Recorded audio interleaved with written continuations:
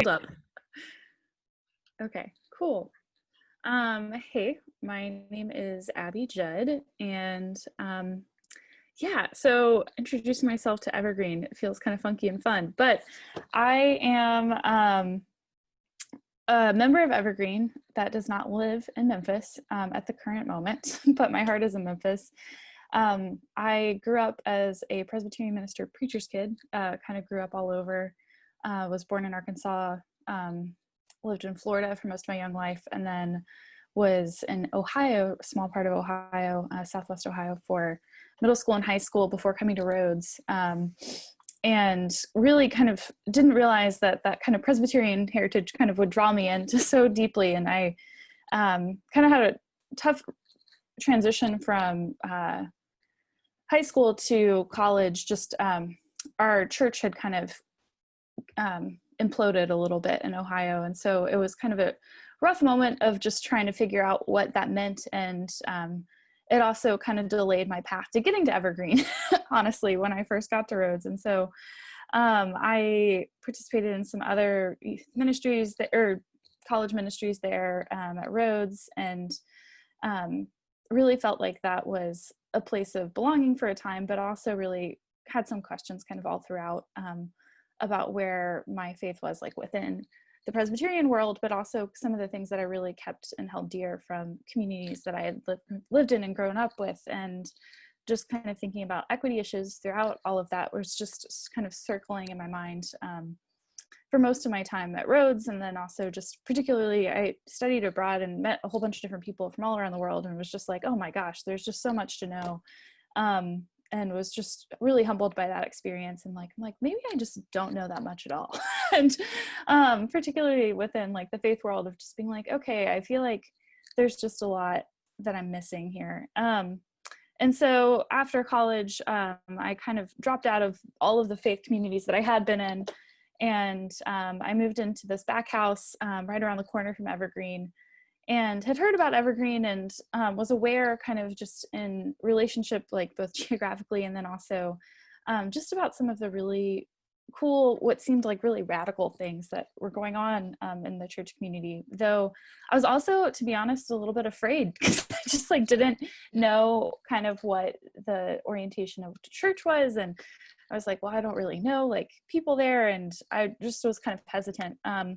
But my downstairs neighbor in the back house that I lived in, she was running UKirk at the time at Rhodes. Her name was Sarah Wolf, and also was working at Idlewild. And so I had this great habit for a 20-year-old to like go to the 8:30 service at Idlewild and just like leave, which is kind of ridiculous. Like knowing myself at that time of being like 22 and being like, all right, yeah, I'm just going to keep going. I'm not a morning person at all. So it's just like a weird ritual that I had for a time. And then I think there were just some compounding moments in just trying to find my own community. And Sarah was such a guide and also just such a friend to just be like, I really don't, I mean, I'm glad you're at Idlewild, sure, but also like, I think you would really benefit from just being in the community of Evergreen. Because I think that was something that I had been missing a little bit. I had done a lot of like, the college ministry phase was all about kind of people my own age and young people and doing all this stuff, which is fine and great. But I think also something that I've just been more and more aware of is like the world, we learn so much through intergenerational friendships and relationships. And also there's just a grounding and a sense of it's not all about me through that I think is just really important, something that I want out of a faith community. And that there's a trust in life too, that like things go beyond 30 years old in some ways, or like not everything is like destined for you to get married and do all these things, which was kind of some of the messaging and frustration that I had like in these other spaces. And it was like, man, like, I don't know where you find community. I was just kind of resisting Sarah, and I'm a little stubborn. So it's just like, I don't know, well, maybe. And I hate to be so trite. I was just like, the 2016 election just took me by surprise in a lot of ways, but also just like this deep sense of wondering, what do we do? How do we show up and whatever else? And part of the reason I was afraid to come to Evergreen, and I think I've shared this with some folks in the past, is like, I just knew that I'd be put to work in a lot of ways. And that was really scary. And so I showed up and met with Lucy, and kind of just, and my friend Liv Thomas was also still in school, but she really advocated for me to be a part of that community. And so kind of coming with Liv and then knowing Jim from Rhodes, just kind of things just kind of sprawled of just getting to know so many people in the community, and then just feeling this sense of like, we're all kind of coming at this at different places, but still being pretty vulnerable and like trying new things. And I think Micah was one of the things that Lucy at one point was like, if you care about justice in the community, you need to be involved in this. And just like, I think put me in a lot of moments of really kind of questioning, if I say I believe this, or I really want to know what this is about, or want to be a Christian of action, or even a person of faith of action, then I need to be doing this, and not in like I think so much of like my early faith life and my early adulthood was about doing to show, and like to just kind of struggling with this whole like, you're a sinner, you're not worth anything, and like you've got to work so hard and be so repentant to be at this point. And I think that something that Evergreen has shown for me is just opening up this constant state of being and constant state of working in community and being in community with people that are going to challenge you and also show you where you're not like not all that. and that's so good. And also just so humbling, and I think gives just such room for joy too. So most of like my Evergreen experience has kind of been centered around these two ideas of joy and justice, right? And knowing that Evergreen is a place of joy where there's beer and hymns, there's rowdiness, there's complete just childlike joy from everyone from different moments in the community. And then also there's this deep rootedness in justice. And I think that that's lived through Micah, it's lived through and just commitment to being in a relationship. And that's something that I could really get behind and understand, and knowing that the ways of Jesus are joy and justice. And I just felt like that was really important. I was working at the Levitt Shell right after college, and music for me has always been a place of connection, and it's a place I am optimistic about connecting people and kind of thinking about more social fabric kind of ideas. But at the same time, I really felt like the most meaningful work or meaningful places in my life post-college were also just thinking about Evergreen and thinking about being in really difficult conversations, but also not shying away from them, but having a community that was both challenging, both in how to show up and be, and I think speak less with words and just speak more with being, but also like practicing. I say that, and then also Lucy's like, hey, can you preach on this Sunday or whatever else? And so then trying to find words and knowing that that's just like a really challenge. I think about Evergreen pretty frequently when it comes to just really healthy challenges in my life, and really pushed me to decide kind of to come here. And I realize I've been talking a lot kind of with Evergreen in there, and then also with trying to introduce myself. But right now, the reason I am in Texas, so I kind of was at a crossroads. The Levitt Shell, I loved working there. I love music. I love the community of Memphis, love Memphis very deeply, and feel like the need to do right by Memphis and whatever I do. But also just felt like I needed some more tools, or just was trying to figure out like how to put that to action. And I feel like whoever said that wisdom is knowing what you don't know is just like spot on. And so I ended up, I'm in a program here at the University of Texas, Austin, pursuing a dual degree in like community and regional planning, and then also public affairs. And so I've focused on like arts and cultural planning, but also been just kind of learning kind of the ins and outs of like how land use planning works and how communities get to be the way that they are. And in Memphis, I just felt like I was an urban studies major and I loved the city and was really invested in relationships and kind of community development work, but also just didn't know kind of that power, the both political and like legal power structures that I think we all sit on. And so that's just been really helpful in kind of understanding how equity gets played out within housing, and also just been really frustrating and angering. This week, I have a project where we're supposed to fix the federal government in 48 hours. And so thinking through kind of all of those things. It's the same kind of challenge with Evergreen of like showing up into really difficult situations, I think is where I felt like I've wanted to build those capacities and tools. And I'm just really humbled by, like, I think my first full year of being in grad school was consistently just humbled time and time again, and just rooted in gratitude that I think Evergreen really wrapped around me, of just like knowing that it's such a gift to be in school, grad school, and such a gift to be able to seek out these things. And that's really carried me through in a lot of difficult times. And so, I mean, 2020 has been difficult for everybody. And the year before, I think I've shared, my folks got divorced, and it was really kind of in a dramatic way for me, but also like is something that I think so many people have gone through, that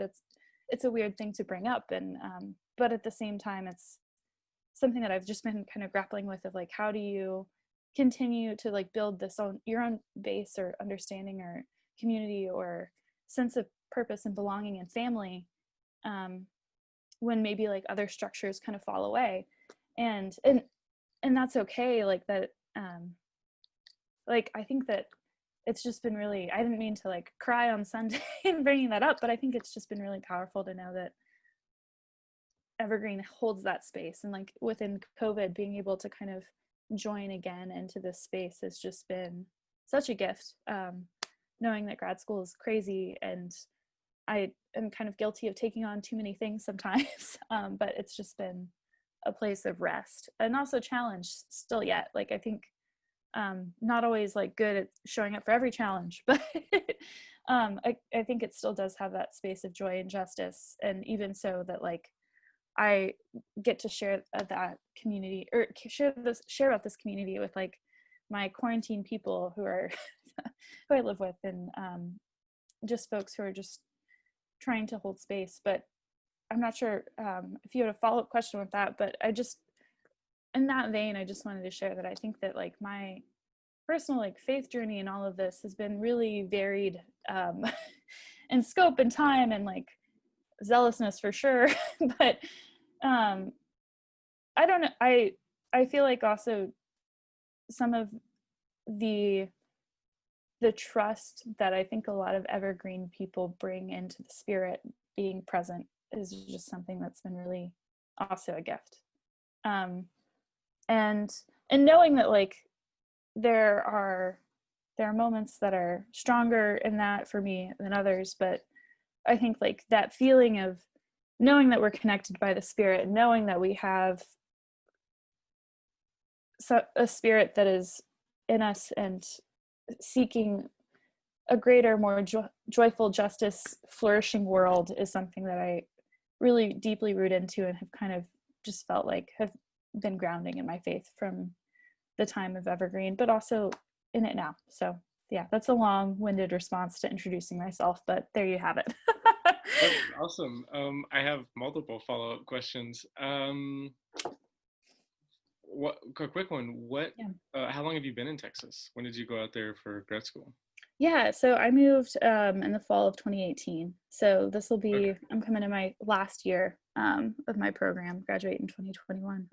So Whenever I hear people have moved, I always get worried, like, oh, did you move during COVID and, have yeah, to go to a because new place? And yeah. y'all moved during COVID. I can't even imagine. Memphis is so great. Yeah. Yeah, it's already a place that we've fallen in love with, but and it's great to know, like, oh, we love it, and there's so much we haven't seen. There's just, I mean, we've only really just done parks and Mm-hmm. some good takeout, and then Yeah. seen some really cool, like, public art and some cool murals here and there. So it is exciting to know that, okay, one of these days we're really going to actually get to see the true full Memphis. One of the things you said just really resonated with me, and I think with a lot of folks. You were talking about Sarah Wolf, and so she and I got a cohort started of 7 of us who are in ministry around the country. And our first gathering, we were meeting in Kansas City, and this would have been in 2016, Mm-hmm. in October. So just before the election, and all of us, and a lot of us didn't know each other. We all knew someone in the group, but we didn't know everybody. Mm-hmm. And we're sitting in the hotel room, and we're kind of all wondering, as a debate is on the TV, between Hillary Clinton and Donald Trump. You know, is everyone on the same page? We're kind of looking around, trying to read each other. And once we realize we're all on the same page, the conversations about how churches are going to handle this election, and then of course the results of the election, threw a lot of us for a loop, and that idea of what is the role of church, and what does church mean for us when an election goes like this and our country seems to be going a certain direction. So it was just fascinating to me when you said that was, does that sound like about the time you came to Evergreen, was kind of like post 16 election and seeking out this community? Yeah, I think it was. I remember a really good friend of mine was like, "What are you gonna do, Abby? Like, just in general, like, just what are you gonna do?" And I was like, "Well, I've got all these books I'm ready to read and really trying to do like inner work." And then I was like, I need to be in a community to like be challenged in this way, I think, or challenged in more corporate ways of being. And I think, yeah, I guess like, yeah, coming to Evergreen, I think also just took some time to like unlearn some things that I think were kind of harmful from college of around faith and community. And yeah, I think that like just allowing that space to be, and also I think that like a frustration and anger and a sorrow, but not wanting to stay in that and wanting to put it to some, like having, I think so many people talk about like that time of having momentum to like move forward because things have to change, or there's like a fuel that has to be used, I guess. Yeah. I love how you're talking about being and community. I love just the language you're putting around that just really resonates with me and is really beautiful. I also love the joy and justice. That's awesome. Big fan. So when you were thinking about going out to Texas, what was that discernment like? Because it sounds to me like there was this love for Memphis. It wasn't just a place where you came and did college and then we're like, okay, now I'm done with it. It sounds like there was a passion, there was love, especially with your time at the Levitt Shell. What did that discernment look like of, I'm going to go to grad school, I'm going to study this, I'm going to UT Austin? Yeah, I think that looking back on it, wow. Yeah, I realized that I had two really strong communities within Evergreen, and then also my Levitt Shell family is just kind of, when I think about Memphis, like those are the two groups. And obviously I went to college, there are lots of people here that I love. But also I think that I did this fellowship with Arts Memphis that Linda Steele led, that was more about community engagement. And I met a lot of community members who were doing amazing work in Orange Mound and New Chicago and kind of all throughout. And I think that there was some curiosity of just like, how do I be the most effective human I can for people that I care about, knowing that like I believe in art and culture as a really powerful tool of connection and collaboration and celebration and joy and justice in a lot of ways. And I think I'm still trying to figure out how to blend those two together. But there's also an organization that I love called the U.S. Department of Arts and Culture, which is not affiliated with the U.S. government at all. It's like a bunch of rabble rousers and artists and community organizers, and reminds me a lot of Evergreen in some ways, of thinking about Wild Goose, very similar to just like orientation. Yeah. And I just I met somebody who was doing like a cultural policy focus at UT then at one of those meetings that was like right before the election in November. No, it was right after the election. Yeah, in 2016. And I think I felt like at one point I was thinking about going to seminary, and then for a while I just kind of played with the idea. But as I mentioned, my dad's a minister, and I think that sometimes church can be really divisive in my Platonic family.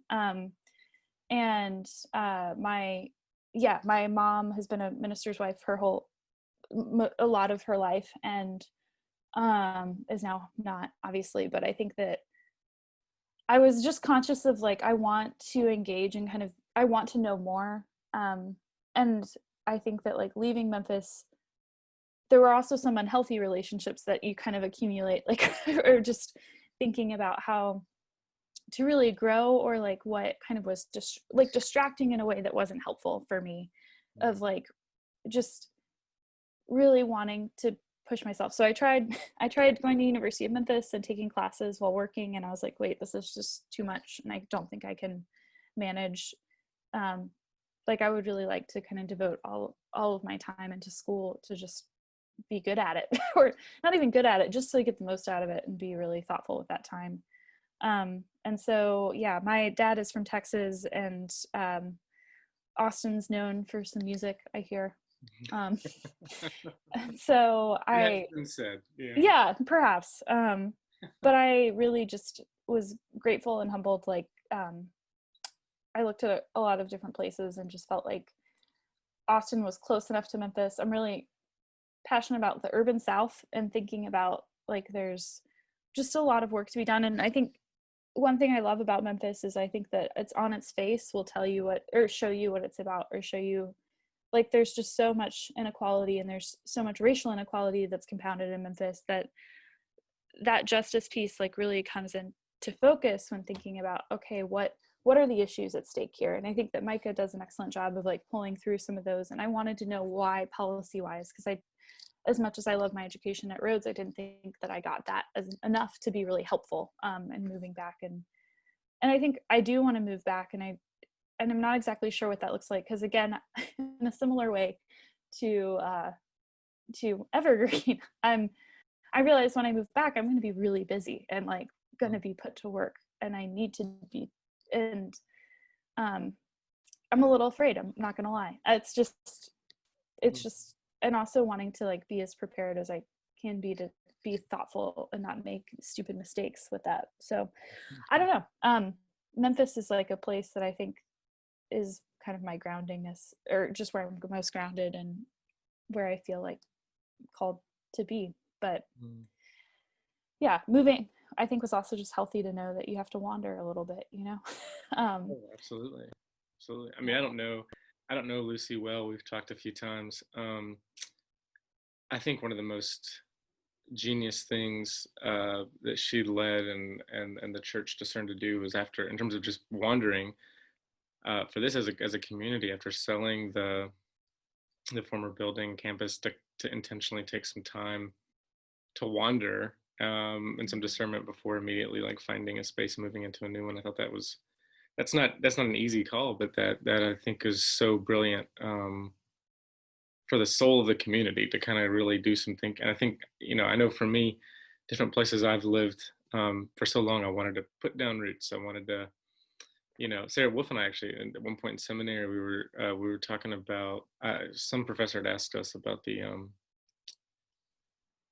they were trying to make a point about the Hebrew language, something beautiful and nerdy.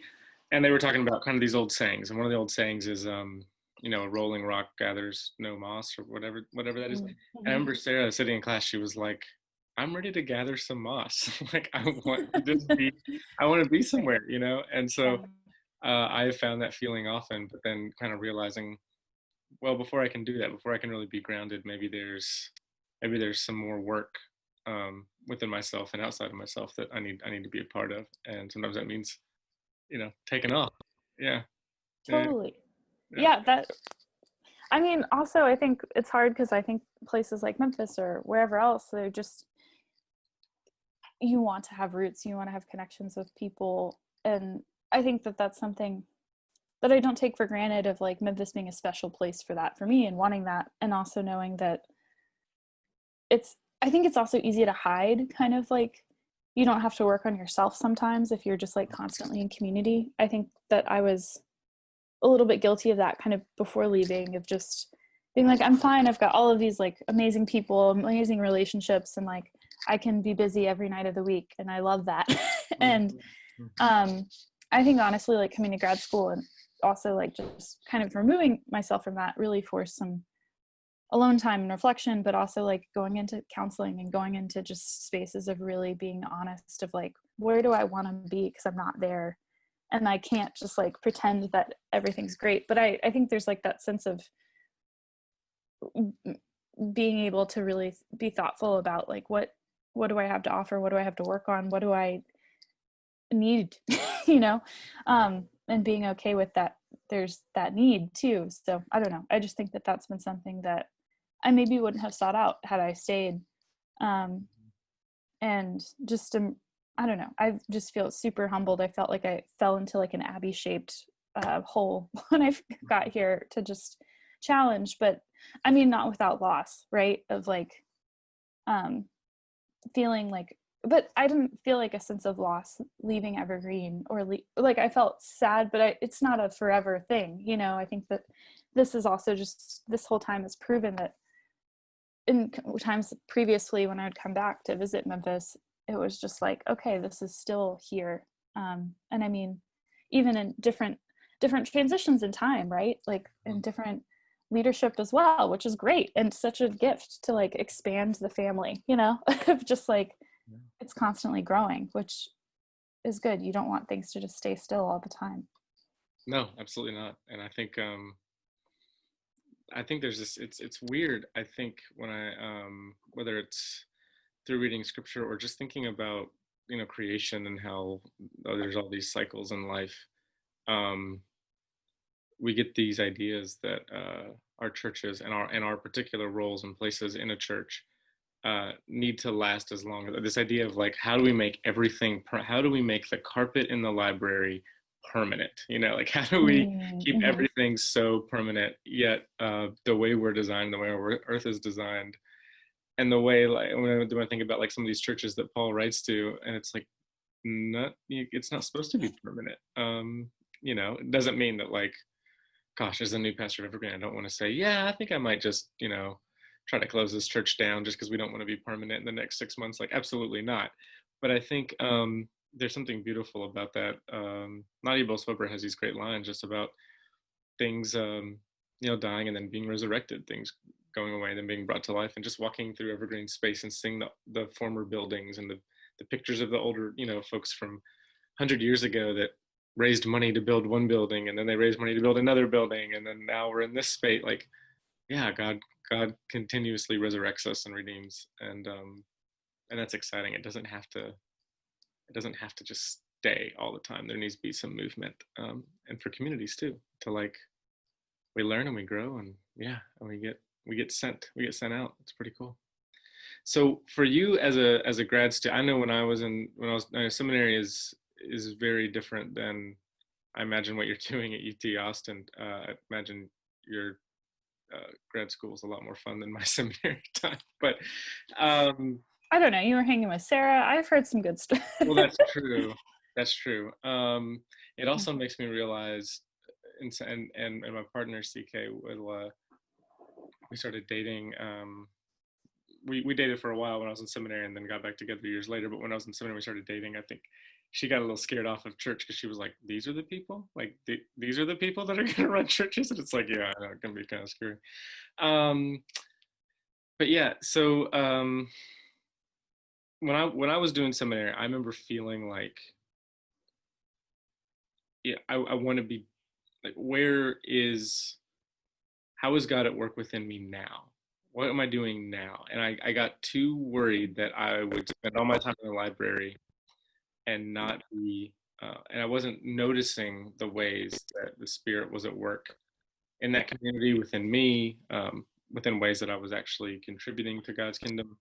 So I guess the question for you is, how, as a student, and what you're studying, and who you're spending time with at UT Austin, where do you feel like God is working you? Like, where do you feel like ministry is happening in various ways in your community, and in what you're learning, and how you're being prepared for what's next?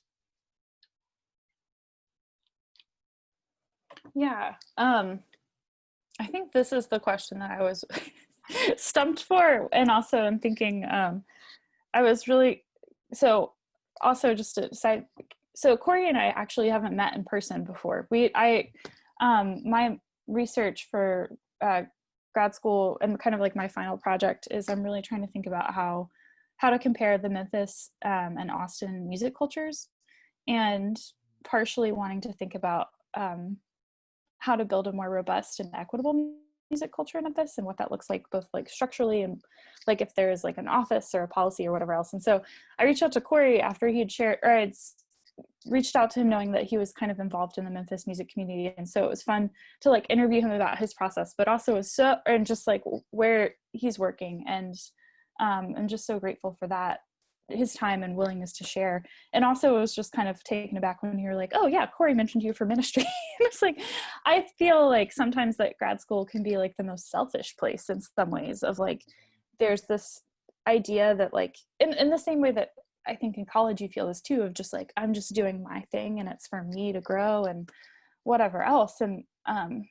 yeah, I guess like I've just been thinking about that since you kind of reached out. Just like, I mean, I think that God is at work in my life in a lot of ways. And I think that like everyone's going through difficult times. And I honestly believe that like, this is maybe not the picturesque moment of like what ministry looks like in my life in 2020 or whatever else. Because I think that there's so much to be doing. And also I was thinking about this, like there's also this pool of like being political, and like that's what I feel like I should be doing in a lot of ways, and knowing that that's something that is also contentious, right? And so I think that like for me, I came to grad school with like this basis of like a really strong faith background, and feeling like a lot of what I was doing was because of Evergreen and what felt right through Micah, and also through that arts fellowship or whatever else, of just like I need to like incorporate these things of thinking about racial equity, but also really thinking about like what democratizing these processes would look like, or like if that's the right way to do it, or just think whether that's planning or like policy making or whatever else. And so it's just a hard question all around. I would just say that like I think that the relationships formed when coming into grad school have been really dense, and as I guess the word that I'd like to use, just because like there's a lot of studying and there's a lot of just picking up, and I honestly feel like there's just a really strong community of people. I work in a music venue down here too, and it's funny like pretending to not work during grad school and then realizing I'm still working full-time doing grad school is just a mess. But I think that like and this is something I'm struggling with and thinking through, is like really showing up for friends and people and trying to be present with folks is something that I think that is a gift that I feel like is important, and also something like one-on-ones for Evergreen taught me, of just like asking just what people want to share, and then also knowing that we all have self-interest, and that's okay. It's another thing that Micah just rocked my world of like, get angry, use it, acknowledge your self-interest, acknowledge where it intersects with other people. And I think that that kind of language has carried into now, and thinking about, I think if my Memphis life was characterized by having a whole huge spread of people, that I was in a lot of kind of more surface relationships, not in a negative way, but just like more people, more is better. I think that my time in Austin has been really more narrowed, of like how to be in relationship with people that are willing to go there with you, I guess. Or just like be more like that Evergreen community of like willing to show up into these harder questions. And whether that's with housemates and like the endless kind of negotiation of your own sanity and patience and like whatever else, of just trying to figure out ways to communicate lovingly of your own needs or where you've messed up, or being humble about that, or yeah, I guess like that's, and also just being mindful of like, I think again, just like figuring out how to fight against this idea that like this is just about me in any way. I don't know. I think that that's just, I just feel like God is at work in a lot of ways for just holding me where I am, but also really pushing me to think about how to grow up in some ways. Um, and knowing that there's like a fire of like, we have to show up for the future that we want. We have to show up for the people around us. We have to show up for the difficult conversations, and for our brother who's not on the same page politically as you. Like, you have to keep showing up and being like deeply rooted in love for people that really break your heart. But also knowing that it's okay to like take a step back to build and think and like find words, or just like not use words and just like keep showing up. And I think that's just been difficult, and also realizing that we are limited too. I don't know. I think that that's something that I, as like a young soccer player, I was like, we can do all things through Jesus Christ who strengthens us, and we will win whatever soccer game or whatever else. But like now I think it's also just like, we can do all things, but also it's like sometimes we can't be the change agent that we need for whatever. And sometimes we're wrong. And I don't know. I think that showing up in my family has been huge this year, of like kind of seeing that healing process begin, and also be undone. And like just constantly changing has honestly been a place where I've still felt like okay, which I think is like a testament to, yeah, I can feel all of this like pain and sadness and deep remorse for like nuclear family, and then also like nation family. And like it's okay, and yet it's still worth fighting for, and it's still going to be painful, and there's not really an opt-out option if we care about the kingdom of God, and also for people just beyond our understanding. And I think that that's something for me that I never want to switch into that off section again, like where I was before Evergreen, of like I can kind of just like check in, check out to my 8:30 a.m. service and leave, because it's just more about showing up in this like nominal way versus like a really kind of painful way. Yeah. Oh, that's so beautiful. And I think that I'm grateful that you I'm grateful that the 8:30 service offered you something at that time, and that Evergreen has been a community that really yeah, challenged you and put you to work, and has loved you, because I know that the folks here definitely love you and miss you being out in Texas. But that's one of the best things when we have these session meetings and we talk about um, what's the plan for getting back together in person, which we have none, because we're not in a hurry to push any of that quickly, Right. which I'm very grateful. But one of the things that keep coming back are so many of the folks that say we have to keep a Zoom option even 5 years down the road, because and they'll say like, oh, Liv joining us from, she's in Baltimore, is that right? Mm-hmm. No, and Mm-hmm. Abby joining us from Texas, and then some of them will talk about their kids. My kids tuned in from Yeah. South Carolina, and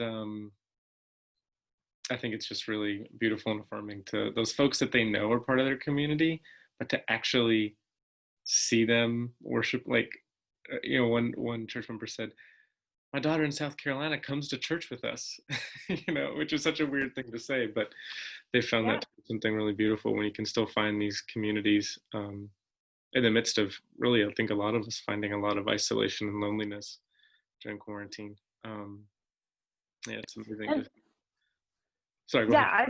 I was just gonna say, yeah, and I love seeing everybody's kid. Like, it's cool because I think in a lot of ways, just like your Evergreen family, I felt loved on, and knowing that they also have adult children elsewhere, and just like being able to see their adult children, I just feel kindred with them. And also I'm so excited for just like looking just at Susan's face, knowing that her son's there. Just like there's some joy there that's just like, oh wow, like this matters, and this person who I really respect, I get to see them also just kind of celebrate and be in their family too. And Hmm. just, yeah, it just feels like it's just exciting for me.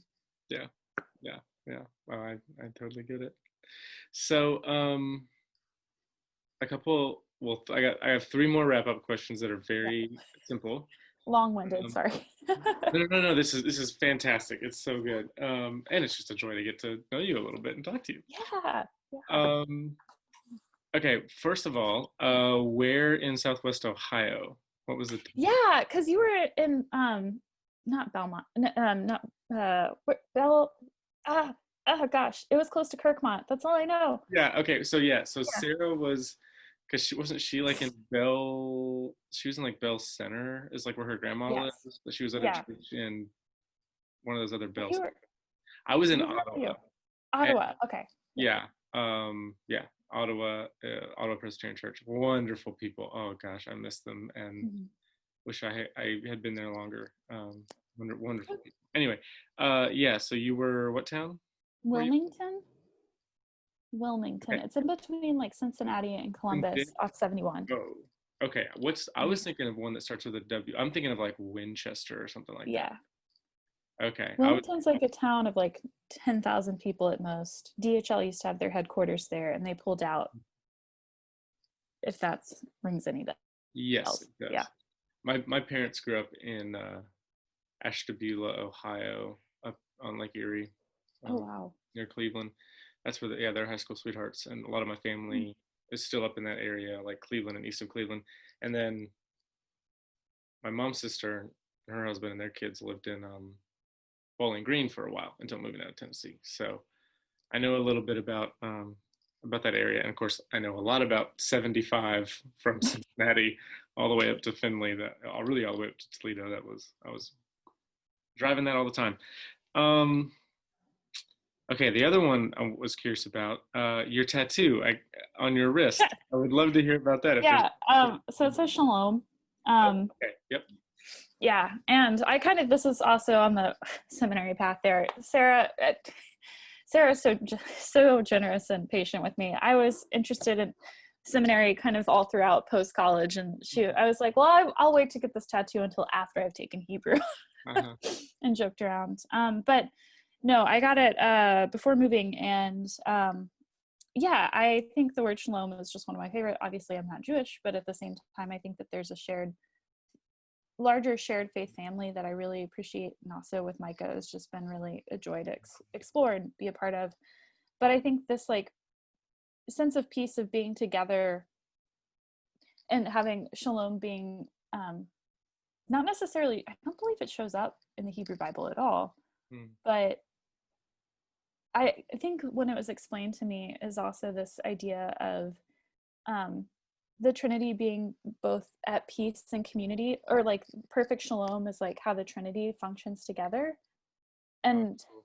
yeah, and I just really love the idea that like we all have different gifts and roles and space, and by fully being whatever that role in community doesn't take away from other people, but we can show up for one another and be in this perfect community where our gifts work together in a really beautiful way. And then also obviously like a deeper sense of peace and like a hope for a larger shalom for the world is also just something that I think was really inspiring to me. And yeah, and I thought I was going to take Hebrew, but it just didn't work out that way. So Well, you could still always find true. a Hebrew class to audit, in Yeah. your abundance of free time. Yeah. I admit I was that guy. Gosh, such a like Presbyterian white guy, Southern. Oh, geez. So in college, I grew up in Northeast Tennessee and ended up at Auburn, in rural Alabama, which was not. I fell in love with it really because of the church there and some wonderful people. But when I first got there, I thought I don't own a big truck, nor do I like country music. I don't know if this is really going to fit.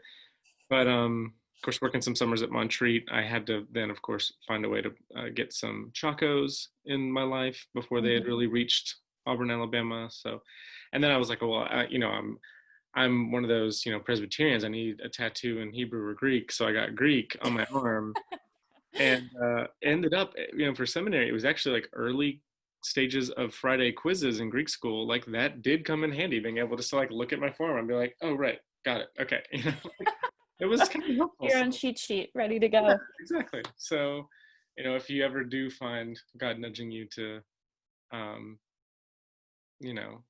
do the ridiculous thing of going to seminary, then you've got a couple Hebrew characters right there on your wrist that can help you out.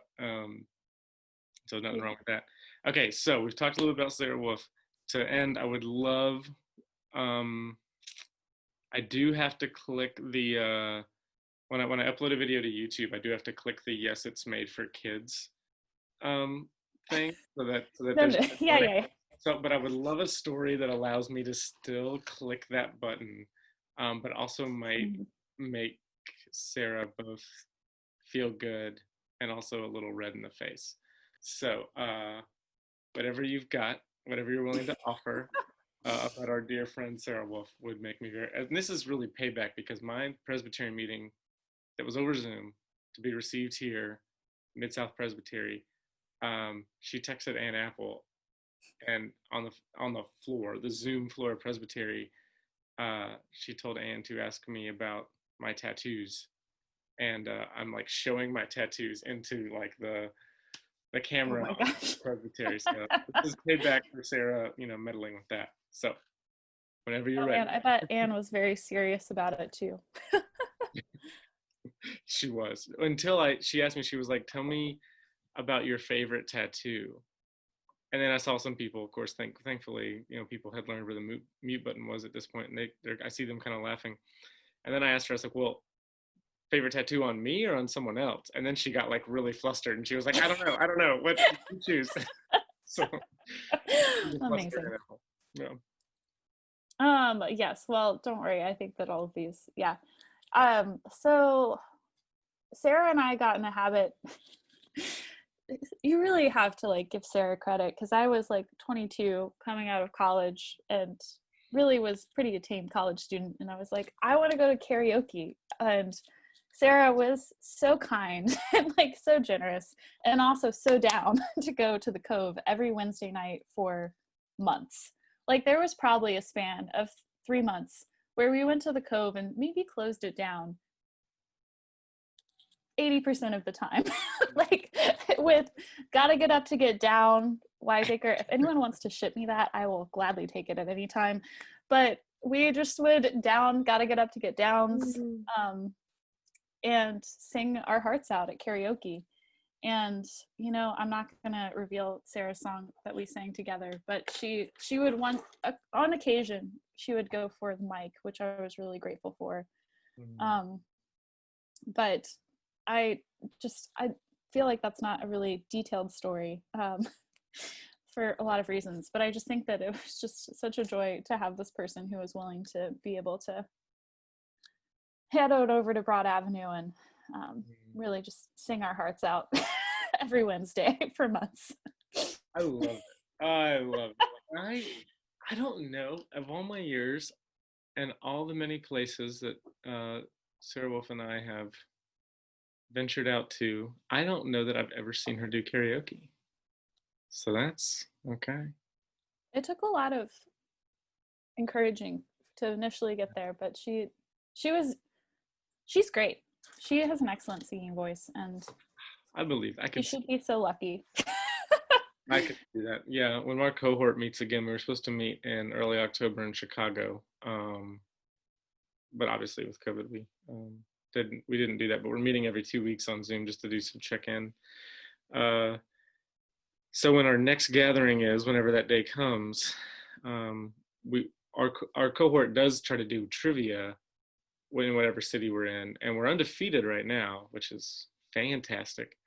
I do want to suggest, instead of trivia one night, we do karaoke, just so I can find out what her song is, because I don't know that I could peg her.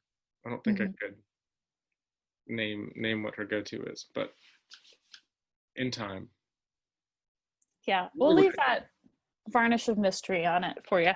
Okay, I appreciate that, because it's a puzzle to solve. I think when we look at like where we want to go to next, I'll just be like, we need to go to Austin. Yes. And be like, oh yeah, like my friend Abbey Judd's there. I'm like, Oh, really? I forgot that Abbey Judd's in Austin. Well, I guess we'll have to go, and we'll have to like maybe see if you and Abby want to go out to do karaoke. Like, I think I've got a plan now. So we're There set. you go. Yeah, please come to Austin. That would be so fun. It's such a small Presbyterian world. So the town that she is in, Mhm. my best preacher kid friend from like growing up lives there now. She teaches at a school there. Oh, wow. And it's just like my two strongest Presbyterian friends. That's where they live. Yeah. Small town in Virginia, you know? That's crazy. It is a small world. Because I feel like, yeah. When I worked at Montreat, it was when I did summer staff. It was like, oh my gosh, some of y'all like grew up coming here, and you were clubbies, and you did the day clubs, and now you're like, yeah, every time you visit, you have a Presbyterian friend that lives there, and yeah, it's fascinating. But it's cool. Well, sweet Abby, I can't thank you enough. This has been a lot of fun. It's fun just for me getting to know you, and then selfishly getting to hear about why you fell in love with Evergreen. Oh, Jim has just walked in. Do you want to say hi to Jim? Yeah, that'd be awesome. Thank you so much. Yeah, more soon. Can you see him? I can. Okay. The pullover is for our alma mater and not an endorsement of our newest Supreme Court justice. Amen, Jim. Amen. Isn't Patrick the worst? The worst. Not at all. Not at all. Morning, Jim. I love you back. All right. Well, thanks again, Abby. I really appreciate it. Yeah, absolutely. I also I feel bad. I was trying to connect with Beatrix earlier, and just life has just gotten kind of wild down here for a little bit. But Grad school. yeah. In grad school, you are allowed unlimited mulligans when it comes to things. So you're good. Well, thanks. But also thanks for just I'm just it's been really wonderful to have you and CK just in the community. It's just been really fun to watch, and Oh, good. I'm glad our Presbyterian worlds are getting smaller. So Yes, me too. It's awesome. Well, thanks again, and I'll if you're okay with it, I will probably figure out a way to shoot you the video before uploading it. So if you want to watch it and be like, oh, I don't, whatever you want, whatever you're comfortable with. So I don't think I said anything too incriminating, so I'm good with whatever.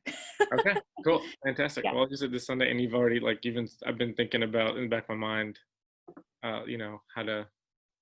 what to do for the homily this week, and you said some things that were really inspiring. So I appreciate that selfishly. Thank you. I'm glad to share whatever rambling there was. All right. Well, you have a good day. Thanks. I feel bad because you said you weren't a morning person, and That's cool. You have to, this is good. It's keeping me on track. Got to fix the federal government today, Yeah, that's right. That's right. Well, good luck with that, and I'm grateful for all your work because we need it. So, thank you. Thanks, Patrick. Have a good one. All right, you too. Bye, Abby.